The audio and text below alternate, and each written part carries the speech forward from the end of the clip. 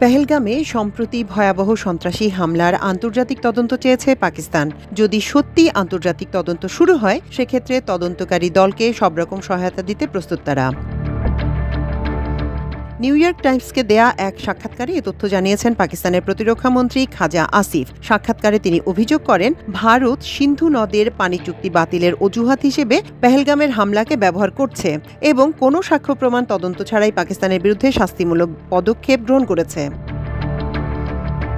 এদিকে পেহেলগাম ট্র্যাজেডিকে কেন্দ্র করে ভারত পাকিস্তানের উত্তেজনা যখন তুঙ্গে, তখন এক জ্বালাময়ী ভাষণে পাকিস্তান পিপলস পার্টির চেয়ারম্যান বিলাওয়াল ভুট্টো জারদারি বলেছেন, পাকিস্তানিরা ঐক্যবদ্ধ থাকবে এবং সিন্ধু নদে ভারতীয় প্রধানমন্ত্রী নরেন্দ্র মোদীর আগ্রাসনের কড়া জবাব দেবে। সিন্ধু পানি চুক্তি স্থগিত করে ভারতের একতরফা সিদ্ধান্তের নিন্দা জানিয়ে তিনি দিল্লিকে কঠোর হুঁশিয়ারি দিয়ে বলেন, সিন্ধু আমাদের এবং আমাদেরই থাকবে, হয় এর ভেতর দিয়ে আমাদের পানি প্রবাহিত হবে, নয়তো তাদের রক্ত। এক জনসমাবেশে গত শুক্রবার তিনি এসব কথা বলেন। বিলাওয়াল আরও বলেন, ভারতের অবৈধভাবে অধিকৃত জম্মু ও কাশ্মীরে একটি সন্ত্রাসী ঘটনা ঘটেছে। এর জন্য দিল্লি ইসলামাবাদের উপর মিথ্যাভাবে দোষ চাপিয়েছে। পাকিস্তান সন্ত্রাসবাদের তীব্র নিন্দা করে, কারণ সন্ত্রাসের সবচেয়ে বেশি ক্ষতিগ্রস্ত দেশ পাকিস্তান। নিজের ব্যর্থতা লুকানোর জন্য মোদি পেহেলগামের ঘটনা নিয়ে পাকিস্তানের বিরুদ্ধে মিথ্যা অভিযোগ তুলেছেন।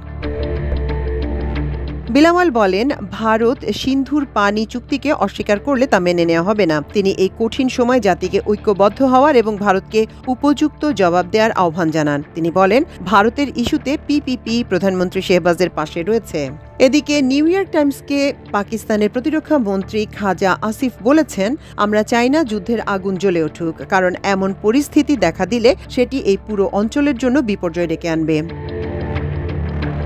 গত 22 এপ্রিল জম্মু ও কাশ্মীরের পেহেলগামে মিনি সুইজারল্যান্ড নামে পরিচিত বৈশারণ মাঠে ছুটি কাটাতে যাওয়া কমপক্ষে 26 জন বেসামরিক নাগরিককে 5 সন্ত্রাসী গুলি করে হত্যা করে। পাকিস্তান ভিত্তিক লস্কর-ই তৈয়বার সাথে যুক্ত রেজিস্ট্যান্স ফ্রন্ট এই হামলার দায় স্বীকার করেছে। সাক্ষাৎকারে খাজা আসিফ দাবি করেন, লস্কর-ই তৈয়বা এখন সম্পূর্ণ পঙ্গু ও অকার্যকর একটি গোষ্ঠী এবং পাকিস্তানের ভূখণ্ড থেকে ভারতে এত বড় হামলা সংঘটিত করার মতো সক্ষমতা এই গোষ্ঠীর আর নেই।